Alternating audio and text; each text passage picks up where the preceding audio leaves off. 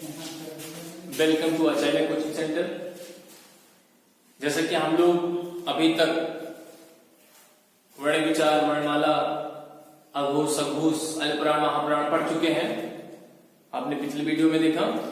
आज हम आप लोगों के लिए लेके आए हैं नया वीडियो, जिसमें हम लोग पढ़ेंगे शब्दों के शब्द के प्रकार, शब्द के भेद, शब्द के भेद कितने हैं इसके बारे में हम पढ़ेंगे। तो यहां मैं आपको सबसे पहले बता दूं कि ये प्रश्न जो है अभी टीजीटी के एग्जाम में आया था, टीजीटी का हिंदी का एग्जाम हो उसमें आया था, और छोटे बड़े सभी एग्जाम में पूछ लिया जाता है कि शब्द के भेद कितने हैं। तो शब्द के भेद हैं 4। इसको मैं लिख दे रहा हूं क, ख, यहां ग और ये घ। तो ये कितने हैं? 4 है। क्या है? क उत्पत्ति या स्रोत के आधार पर शब्द, फिर ख है रचना के आधार पर शब्द, ग है प्रयोग के आधार पर शब्द, और घ है अर्थ के आधार पर शब्द। आइए जानते हैं अब इन शब्दों को, इनके उपभेद क्या है। उपभेद, भेद में जो भेद होता है उसको उपभेद कहते हैं, ध्यान रखिएगा। तो उत्पत्ति और स्रोत, इसको इतिहास के आधार पर भी बताते हैं कि इतिहास के आधार पर शब्द किसे कहते हैं? उत्पत्ति, स्रोत या इतिहास के आधार पर। तो स्रोत के आधार पर, ये उत्पत्ति के आधार पर शब्दों के जो है मुख्यतया 4 भेद हैं। ये 5वां नहीं लिखेंगे आप, 4 भेद हैं। 1 तत्सम, 2 तद्भव, 3 देशज, और चौथा क्या है? विदेशज। ये मैंने 5वां लिख रखा है क्योंकि ये जो है किसी तत्सम या देशज विदेशज किसी अन्य विभिन्न दूसरी भाषा से मिल करके बनते हैं। इस संकेत को मैं समझाऊंगा। तो ये मुख्य रूप से उत्पत्ति या स्रोत के आधार पर शब्दों की 4 भेद हैं, ये याद रखिएगा। फिर रूढ़, यौगिक और योग रूढ़ क्या है? यह है रचना के आधार पर शब्द भेद। रूढ़, यौगिक और योग रूढ़ रचना के आधार पर शब्द भेद है। रूढ़, यौगिक और योग रूढ़। जी हाँ, इसके बारे में विस्तार पूर्वक हम आगे पढ़ेंगे। प्रयोग, प्रयोग के आधार पर शब्द, तो प्रयोग के आधार पर है विकारी और अविकारी, विकारी और अविकारी। अब अर्थ के आधार पर शब्द है, तो अर्थ के आधार पर जैसा कि आप देख पा रहे हैं, अर्थ के आधार पर शब्दों की 4 भेद हैं। एकार्थी, अनेकार्थी, पर्यायवाची और विपरीतार्थी, अर्थात इसको विलोम शब्द भी कहते हैं, विपरीत अर्थ देने वाला विलोम शब्द। ठीक है, तो पुनः एक बार देखिए, उत्पत्ति के आधार पर 4 भेद हैं, रचना के आधार पर 3 भेद हैं, प्रयोग के आधार पर 2 भेद हैं, और अर्थ के आधार पर 4 भेद हैं। अब आइए हम विस्तार पूर्वक इनके बारे में जानते हैं। तो सबसे पहले हम बता रहे हैं आपको तत्सम, तद्भव, देशज, विदेशज। तत्सम क्या होता है? वे शब्द, तत्सम क्या है? वे शब्द जो संस्कृत से जिस तरह से प्रयोग होते आए हैं उसी तरह से आज भी हिंदी में भी प्रयोग हो रहे हैं, उनको हम तत्सम कहते हैं। ठीक ठीक समझिएगा कि संस्कृत के शब्द ही तत्सम होते हैं। संस्कृत के वे शब्द जिसमें बिना किसी परिवर्तन के आज हम प्रयोग कर रहे हैं उनको हम तत्सम कहते हैं। तत् का तात्पर्य उसके, और सामान्य समान, उसके समान। उसके कौन? तत् किसके लिए आया है? संस्कृत के लिए। तो संस्कृत के समान अर्थात संस्कृत के ही शब्द तत्सम होते हैं। दूसरा लिखा है तद्भव। तद, ये तत् धन उद्भव, मतलब भव, उससे जो हुआ है, संस्कृत से जो शब्द बने हैं, बनने का मतलब क्या है? कुछ उसमें परिवर्तन हुआ होगा। तो जो संस्कृत से शब्द बने हैं उनको हम तद्भव कहते हैं। जैसे हम यहां पर लिख लेते हैं, देखिए एक शब्द है हस्त, यह है हस्त, हस्त तत्सम शब्द है। अब इसी का, हस्त का क्या है? एक बिगड़ा हुआ रूप है या परिवर्तित रूप क्या है? हाथ है। हाथ हिंदी में आएगा, और हस्त संस्कृत निष्ठ शब्द है, अर्थात संस्कृत से ही है। ठीक है, तो तत्सम और तद्भव आपको समझ में आया होगा, और अगले वीडियो में इसके बारे में विस्तार पूर्वक चर्चा करेंगे। ट्रिकी बेस पे आपको तत्सम और तद्भव बताएंगे। फिर है देशज। देशज वे शब्द होते हैं, ध्यान रखिएगा, देशज शब्द क्या होते हैं? देशज वे शब्द होते हैं जिनकी उत्पत्ति के बारे में स्पष्ट जानकारी ना हो। जिनकी उत्पत्ति किसी विशेष परिस्थिति में की गई हो तो उनको देशज शब्द कहते हैं। देशज शब्द क्या है? जैसे हो गया लाठी, लाठी, खटर पटर, ये सब क्या है? खटर पटर, लाठी, लोटा, ये सभी क्या है? ये देशज शब्द है। ठीक है। अब विदेशज शब्द क्या है? विदेशज जैसे कि नाम ही देख रहे हैं, विदेश है, विदेश क्या? विदेश। तो विदेशज जाहिर सी बात है कि विदेशी कौन है? जो अपने देश का ना हो, दूसरे देश का हो। तो यहाँ विदेशज याद रखिएगा कि जब भारत में दूसरे दूसरे देशों से लोग आए, दूसरे दूसरे देशों से आए, तो वो अपनी संस्कृतियों के साथ साथ अपनी भाषा भी लाए होगी, जाहिर सी बात है। तो जो विदेशी लोग आए वो अपनी भाषा को भी लाए और उनकी भाषा जैसे अंग्रेजी, फारसी, तुर्की, पुर्तगाली, अरबी, ये सभी क्या है? ये विदेशज भाषाएं हैं। अब विदेशज में क्या है? आपको जान के बड़ी हैरानी होगी। जैसे यहां लिखता हूं बीबी, बीबी शब्द क्या है? ये विदेशज, विदेशज। तो ये विदेशज शब्द है।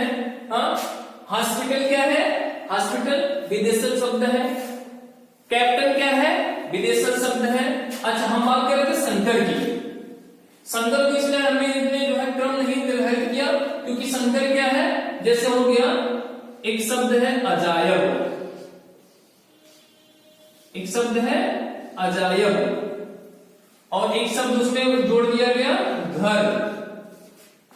ये फारसी भाषा का शब्द है और ये हिंदी से है। दोनों मिलकर के क्या बन गया? दोनों मिलकर के बन गया,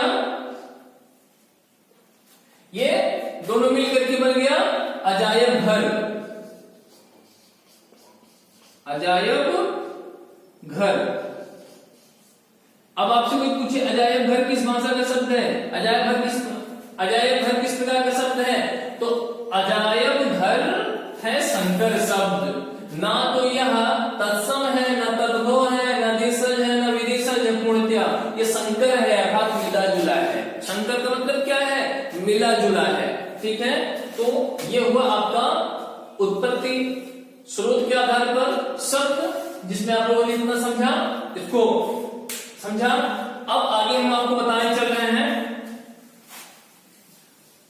रचना के आधार पर शब्द। रचना के आधार पर शब्द आपको बहुत ही सरल ढंग से मैं बताऊंगा, जिसमें क्या है? पहला है रूढ़। क्या है? रूढ़। इसमें रूढ़ में क्या आएगा? रूढ़ का तात्पर्य जो परिवर्तन विरोधी हो, जो परिवर्तन स्वीकार ना करता हो। तो परिवर्तन स्वीकार नहीं करने का मतलब क्या हुआ? वह शब्द जो परिवर्तन नहीं स्वीकार करते हैं। जैसे एक शब्द है घर, हाथ। अगर हम हा को अलग कर दें और था को अलग कर दें तो इनका अपना कोई स्वतंत्र अर्थ नहीं होता है। तो ऐसे शब्द जो अपना कोई स्वतंत्र अर्थ नहीं रखते हैं, उन ऐसे शब्द जिनका खंडन करने पर, ध्यान रखिएगा, ऐसे शब्द जिनका खंड करने पर, जिनको तोड़ने पर वे अपना कोई स्वतंत्र अर्थ नहीं रखते हैं, उन्हें हम रूढ़ शब्द कहते हैं। अगर हम घा और रा को अलग कर दे तो घा का कोई अर्थ है नहीं, रा का कोई अर्थ है नहीं, तो इसको हम रूढ़ शब्द कहते हैं। याद रखिएगा, बहुत सरल है। रूढ़ मतलब परिवर्तन विरोधी, अर्थात जब हम उसको तोड़ते हैं, अलग करते हैं, तो उसका अपना कोई अर्थ नहीं रह जाता है। ठीक है, तो ये होगा रूढ़। अब दूसरा है यौगिक। दूसरा है यौगिक, ध्यान दीजिएगा। पहले शब्द है योग धन इक, तो योग धन इक से बना है यौगिक। योग और इक से बना है यौगिक। तो योग माने क्या? जोड़ना, एक प्रत्यय है। तो यौगिक में क्या आता है? इसमें उपसर्ग, प्रत्यय, उपसर्ग, प्रत्यय और समास के नियमानुसार बने हुए शब्दों को ही हम यौगिक कहते हैं। उपसर्ग, प्रत्यय और समास के नियमानुसार बने हुए शब्दों को ही हम यौगिक कहते हैं। ध्यान दीजिएगा, उपसर्ग प्रत्यय और समास के नियमानुसार बने शब्दों को हम यौगिक कहते हैं। पुनः एक बार, यौगिक दो शब्दों के मेल से जो नया शब्द बनता है उसे हम यौगिक शब्द कहते हैं। दो शब्दों के मेल से जो नया शब्द बनता है उसे हम यौगिक कहते हैं। जैसे बहुत सरल शब्दों में मैं आपको बताऊंगा, यहां पर ध्यान रखिएगा। जैसे मान लेते हैं मानो, इसमें हम का उपसर्ग प्रत्यय का प्रयोग करते हैं तो मानवता। तो मानवता क्या है? यौगिक है। मानवता क्या है? यौगिक है। ठीक है, तो ये क्या हो गया? यौगिक शब्द। ध्यान रखिएगा। अब अगला होता है, अगला है योग रूढ़। योग रूढ़, योग रूढ़ ऐसा शब्द है जो यौगिक तो होता है, जो यौगिक तो होता है साथ ही साथ रूढ़ भी होता है। योग रूढ़ ऐसा शब्द है, पहले क्या है? योग भी है और दूसरे में रूढ़ भी है, तो योग के साथ साथ रूढ़ हो गया।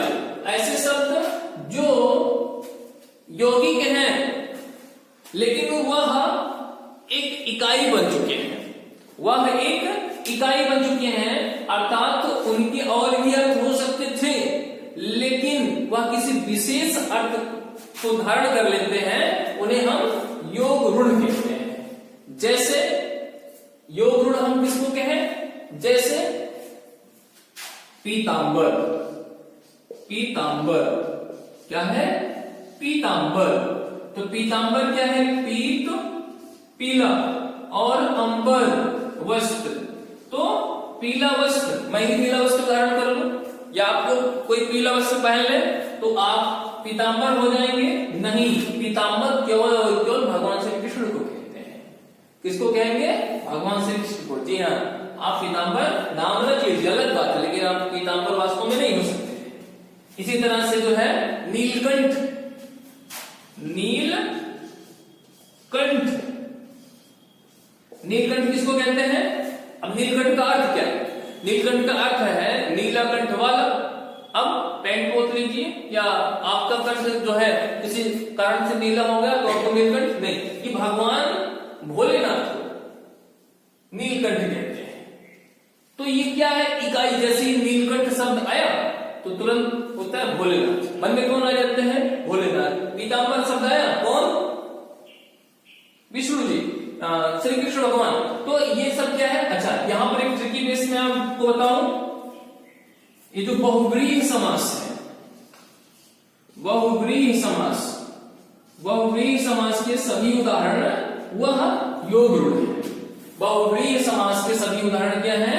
योग रूढ़। ये सभी बहुव्रीहि समास के ही उदाहरण हैं, याद रखिएगा। बहुव्रीहि समास के उदाहरण क्या है? योग रूढ़। ध्यान रखिएगा, ठीक है। केवल बहुव्रीहि समास। तो इसको आप लोगों ने समझा रचना के आधार पर। अब बारी आती है प्रयोग के आधार पर। प्रयोग के आधार पर शब्द, तो प्रयोग के आधार पर मैंने यहां लिख रखा है विकारी और अविकारी। तो विकारी में क्या है? ऐसे शब्द जिसमें विकार हो। विकार किसके कारण होता है? लिंग वचन कारक काल के आधार पर। लिंग वचन कारक और काल के आधार पर। लिंग वचन कारक और काल, मुख्यतः जो है लिंग वचन कारक। लिंग वचन कारक के आधार पर जिसमें विकार होता है वो कौन कौन से हैं? विकारी शब्द कौन से हैं? विकारी शब्द हैं संज्ञा, सर्वनाम, क्रिया और विशेषण।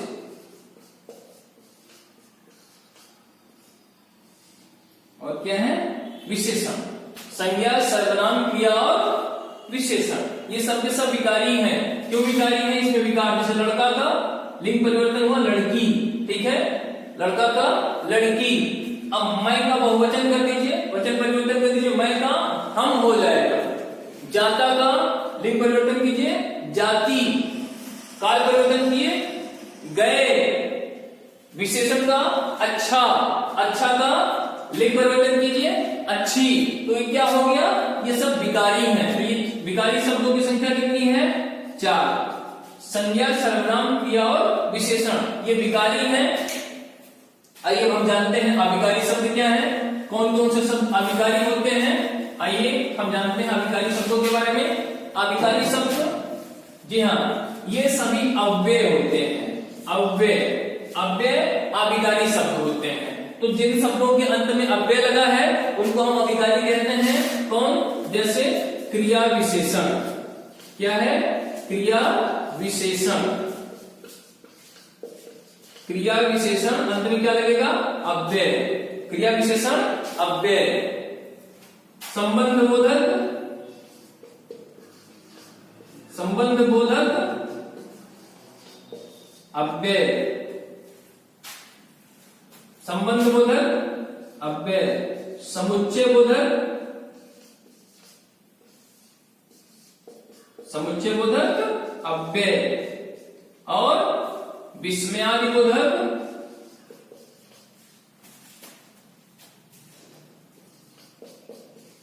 विस्मयादि बोधक अव्यय। 1 2 3 4 इनकी भी संख्या 4 है। ये सब के सब अव्यय होते हैं। अव्यय मतलब अविकारी शब्द होते हैं, इसमें कोई विकार नहीं होता है, ठीक है। जैसे शब्द है आज, आज क्या है, आज है क्रिया विशेषण। आज में कोई परिवर्तन नहीं हो सकता, किसी भी काल में हो, किसी भी लिंग के साथ हो, किसी भी वचन में हो, आज में वही रहेगा, ठीक है। संबंध बोधक, संबंध बोधक जैसे हो गया पर, कोई परिवर्तन नहीं हो सकता है। समुच्चय बोधक और, इसमें कभी कोई परिवर्तन नहीं होगा। विस्मयादि बोधक, विस्मयादि बोधक में क्या होता है, अरे, अरे, ये इसमें भी कोई परिवर्तन नहीं होता है, अर्थात ये अविकारी है, ठीक है। तो आपने इतना समझा, ये क्या है, अविकारी है। अब बचता है, हमें समझना है एकार्थी, अनेकार्थी, पर्यायवाची और विपरीतार्थी शब्द।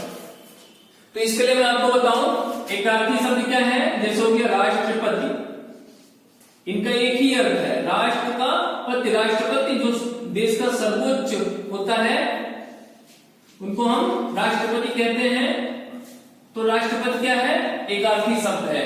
अनेकार्थी जैसे शब्द है हरि, अब हरि का अर्थ क्या है, मेढक, सर्प, घोड़ा, हाथी, तो ये हो गया अनेकार्थी शब्द। पर्यायवाची क्या हो गया, पर्यायवाची जैसे हो गया दिन, दिवस, ये क्या है, पर्यायवाची हो गया।